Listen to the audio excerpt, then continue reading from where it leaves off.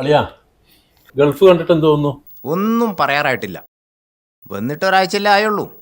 ഏതായാലും നാട്ടിൽ വെച്ച് നമ്മൾ കാണുന്ന ഗൾഫല്ല ഇതെന്ന് വന്നപ്പോൾ തന്നെ മനസ്സിലായി. ഉമർ ഖയ്യാമിന്റെ കവിതയിൽ പറഞ്ഞ പോലെ അല്ലേ? അതെ. ആ അളിയനാണ് എൻ്റെ മുന്നിൽ ഇരിക്കുന്നത്. എൻ്റെ പേര് ഫാറൂഖ് ഷർക്കി. എൻ്റെ സ്വദേശം കാസർഗോഡ് തളങ്കര. കുവൈത്തിലാണ് ജോലി ചെയ്യുന്നത്. നിങ്ങളെ ഒരുപാട് ചിരിപ്പിച്ച ഒരു നടൻ, ആൾക്കാർ മറക്കാത്ത ചില കഥാപാത്രങ്ങളാണ് നമ്മൾ ഷർക്കി ചെയ്തത്. അളിയന്റെ പ്രീവിയസിലെ അളിയൻ. നിങ്ങൾക്ക് മലപ്പുറം റോഡിൽ സ്ഥാപനം ഒന്നുമില്ല? ഇല്ല. എന്നാലേ ബാക്കിയുള്ള പ്ലേറ്റും കൂടി കഴുകിയിട്ട് അവിടെയും കൂടി ഒരു സ്ഥാപനം ഉണ്ടാക്കിക്കോളി. കുബൂസിലെ സൂപ്പി. കാഴ്ചകളൊക്കെ കണ്ട് മതി, എനിക്ക് വയ്യ. എനിക്കൊരു ചായ വേണം.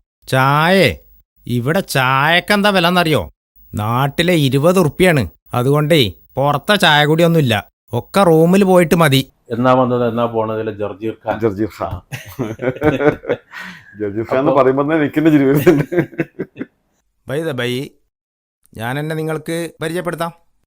എൻ്റെ പേര് ഖാൻ, ജർജീർ ഖാൻ എന്ന് പറഞ്ഞാൽ ഗൾഫിൽ എല്ലാവർക്കും എന്നെ അറിയാം. ജർജിർ അതൊരു ഇലയല്ലേ നമ്മൾ കഴിക്കണൊക്കെ? അതെ, ആ ഇല ഞാൻ ധാരാളമായിട്ട് കഴിക്കും.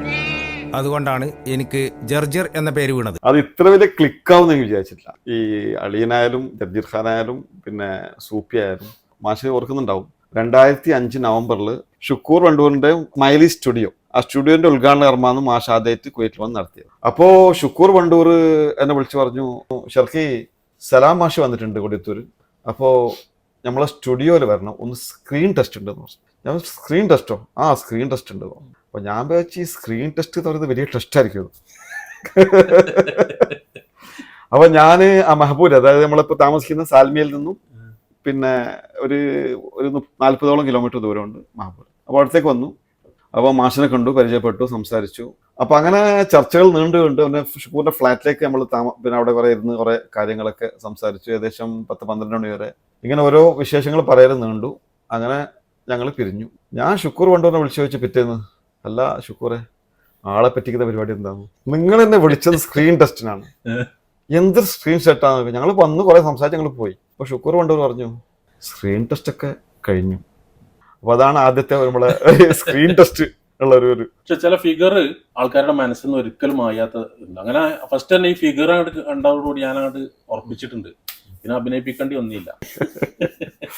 കിടന്നിട്ട് ഉറക്കം വരുന്നില്ല. ആ AC തലയിൽ വീഴുമെന്നൊരു സംശയം.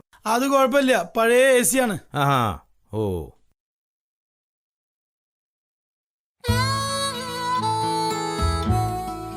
അല്ല, AC പഴയതാണെങ്കിലും വീഴുന്നത് എൻ്റെ തലയിലേക്കല്ലേ? അതിന് കുഴപ്പമില്ല, അതിന് ഇൻഷുർ ഉണ്ട്. ഓ, അത് ഞാൻ ഓർത്തില്ല.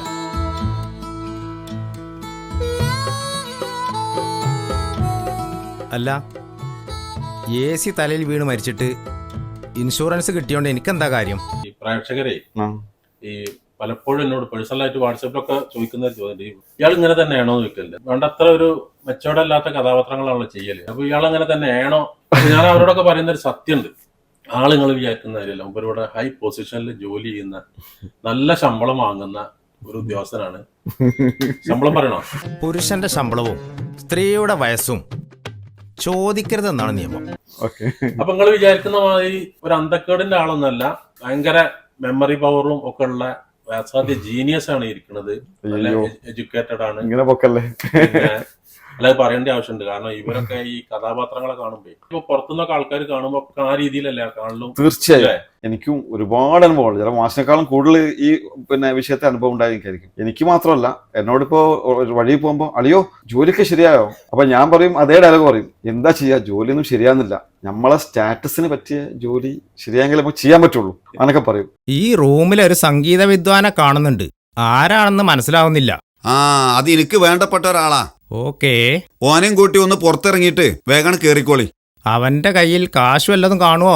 അല്ല, ഇങ്ങനെ ഈ പുറത്ത് പറയിപ്പിക്കുന്നോണ്ടേ പിന്നെ വൈഫ് പറഞ്ഞിരുന്നു, അല്ലെ മേലാൽ അഭിനയിക്കാൻ പോരുത്, ഇവിടെ അടങ്ങി ഇരുന്നോളാം. ഒരുപാട് വൈഫ് മാത്രമല്ല, കുടുംബത്തിലെ പലർക്കും ഇതില് വിയോജിപ്പുണ്ട്. കാരണം പിന്നെ ഉപ്പാന്റെ പേര് ചിത്താക്കാൻ വേണ്ടി വന്ന മകനാണോ എന്നുള്ള ഒരു പിന്നെ ഇതൊക്കെ. അതേസമയം എന്റെ ജ്യേഷ്ഠൻ ഉണ്ടായിരുന്നു. ജ്യേഷ്ഠൻ നല്ലൊരു കലാകാരനാണ്. എന്തൊക്കെയുണ്ട് വിശേഷം? സുഖാണ് മോനെ. എന്നാ പിന്നെ ഫോൺ ഉമ്മാ കൊടുക്കി. Hello hello, ഉമ്മയാണോ? അതെ മോനെ, എന്തൊക്കെയുണ്ട്?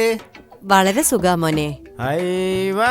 അപ്പൊ ഏതായാലും ഈ രംഗത്ത് വരുമ്പോ ആദ്യം ഉണ്ടായ അനുഭവങ്ങൾ ഒന്ന് പ്രേക്ഷകരായിട്ട് പങ്കുവെച്ചാലേ. അതെ, നമ്മളിപ്പോ ഷൂട്ടിംഗ് തുടങ്ങുന്ന ഡേറ്റ് എൻ്റെ ഓർമ്മ ശരിയാണെങ്കിൽ 25 25/11/2005.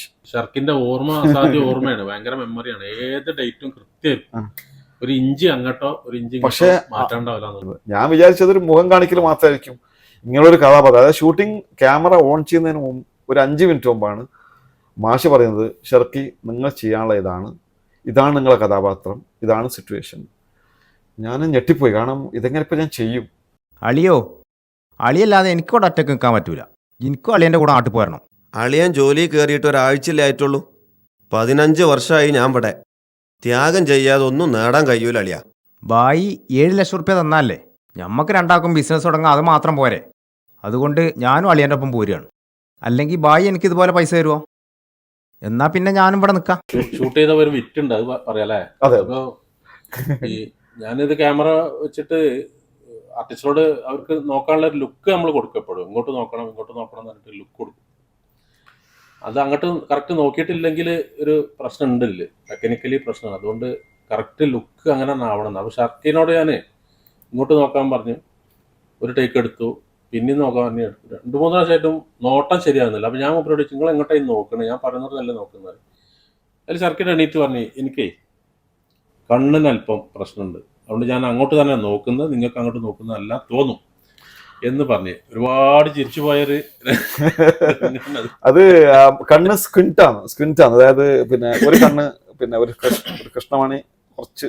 പിന്നെ ഒരു പ്രാവശ്യം ഞാൻ ടെസ്റ്റിന് യോനപ്പായ പിന്നെ മെഡിക്കൽ കോളേജിൽ പോയപ്പോൾ ഡോക്ടർ ഷീതൾ, ഇപ്പോൾ ആ ഡോക്ടർ ഓർമ്മയുണ്ട്, ഡോക്ടർ ഷീതൾ പറഞ്ഞു, പിന്നെ നിങ്ങളെ കണ്ണ് ഞാൻ ശരിയാക്കി തരാമെന്ന് പറഞ്ഞു. അപ്പോൾ കണ്ണ് ശരിയാക്കി തരാം, ഈ സ്ക്വിൻറ്റെല്ലാം മാറ്റിത്തരാമെന്ന് പറഞ്ഞു. അപ്പോൾ എനിക്ക് സ്വന്തം ഡോക്ടറുണ്ട്, എൻ്റെ കണ്ണിലൊക്കെ തരുന്ന ഡോക്ടർ സുരേഷ് ബാബു, കാസർഗോട്ടായിരുന്നു. സുരേഷ് ബാബുവിനോട് അഭിപ്രായം ചോദിച്ചു. സുരേഷ് ബാബു പറഞ്ഞു, കല്യാണം കഴിഞ്ഞല്ലേ? കഴിഞ്ഞു. കുട്ടികൾ എത്രയുണ്ട്? 3 ഉണ്ട്. അന്ന് 3 കുട്ടികളോട്ട്, ഇപ്പം 4 ആയി. മതി, ഈ കണ്ണ് മതി. ഈ കണ്ണ് നന്നാക്കാതൊന്നും പോണ്ട, ഈ കണ്ണ് ധാരാളം. വേണമെങ്കിൽ 4 കാശ് കിട്ടുന്ന സംഗതി, ആൾക്ക് വേണമെങ്കിൽ ഓപ്പറേഷൻ ചെയ്തോളും പറയാം. ചെറിയൊരു ഓപ്പറേഷനിൽ ശരിയാക്കാന്ന് പറഞ്ഞു. അപ്പം തൽക്കാലം ഓക്കെ, ഇത് മതി, ഉള്ള നാച്ചുറൽ. എന്താ ഈ പാടിന പാട്ടിന് വല്ല കോപ്പി റൈറ്റും ഉണ്ടോ? ഞാൻ എനിക്ക് ഇഷ്ടമല്ല പാട്ട് പാടും. എൻ്റെ സംഗീതബോധത്തെ ചോദ്യം ചെയ്യരുത്, അതെനിക്കിഷ്ടമല്ല. അളിയനെ ഫ്രീ വിസ ചെയ്യാൻ വന്നപ്പോൾ ഷർക്കിനെ കിട്ടിയത് യാദൃശികാണെങ്കിൽ, പിന്നെ ഞാൻ കുബോസ് ചെയ്യാൻ വന്നപ്പോഴും എന്നാ പോണത് എന്ന് ചെയ്യാൻ വന്നപ്പോഴൊക്കെ ഷർക്കിക്കുള്ള റോള് നേരത്തെ കണ്ടുവച്ചിട്ടാണ് വന്നത്. കാരണം എന്നേക്കാൾ ആവശ്യം പ്രേക്ഷകർക്കാണ് ഈ കഥാപാത്രത്തെ. പിന്നെയും പല ഫിലിം ഇറങ്ങുമ്പോഴും ആൾക്കാർ ചോദിക്കാറുണ്ട്, അളിയനുണ്ടോ എന്നൊക്കെ ചോദിക്കാറുണ്ട്. ഇപ്പോഴും അളിയനാട്ടോ പേര് സംഗതി. ഈ അളിയനെ കിട്ടണമെങ്കിലേ പിന്നെ കുവൈത്തിലേക്ക് തന്നെ വരണം എന്നുള്ളതാണ്. അളിയൻ നാട്ടിൽ വരുന്ന സമയത്ത് അവിടെ ഷൂട്ടിംഗ് ഉണ്ടായിക്കൊള്ളുന്നില്ലല്ലോ. കുവൈറ്റിലെ സമ്മർ വെക്കേഷനിലാണ് നാട്ടിൽ വരാം. അപ്പോൾ നാട്ടിൽ നല്ല കോരിച്ചേർന്ന മഴയത്തായിരിക്കും നാട്ടിലെത്താം.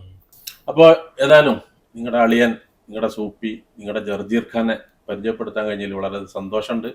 ഇതുപോലുള്ള ഒത്തിരി ആർട്ടിസ്റ്റുകളെ ഹോം സിനിമയിലൂടെ അവതരിപ്പിക്കാൻ കഴിഞ്ഞിട്ടുണ്ട്. ആരും നേരത്തെ അഭിനയിച്ച് തികഞ്ഞവരോ അല്ലെങ്കിൽ എക്സ്പീരിയൻസ് ഉള്ള ആൾക്കാരോ അല്ല, കുറച്ച് ആൾക്കാരേ ഉള്ളൂ. ബാക്കിയുള്ളവരൊക്കെ പുതിയ ആൾക്കാർ തന്നെയാണ് വന്നെത്തിയത്. പലപ്പോഴും കഥാപാത്രത്തിന് യോജിച്ച ആളുകളെ കിട്ടി എന്നുള്ളതാണ് നമുക്ക് വലിയ സന്തോഷം. അപ്പം ഞാൻ വളർന്നിട്ടുണ്ടെങ്കിൽ എന്നെ വളർത്തുന്നതിൽ ആർട്ടിസ്റ്റുകൾക്കും ടെക്നീഷ്യന്മാർക്കും പ്രേക്ഷകർക്കൊക്കെ പങ്കുണ്ട്. ആ ഒരു സന്തോഷമാണ് നിങ്ങളുമായിട്ട് ഞാൻ പങ്കുവെക്കുന്നത്. ഏതായാലും മാഷ് വന്നതിൽ വളരെ സന്തോഷം.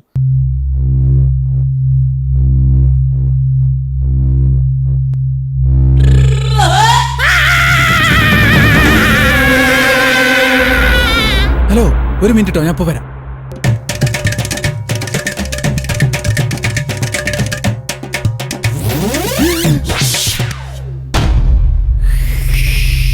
സൂപ്പിയെ, എന്താ പറ്റിയത്?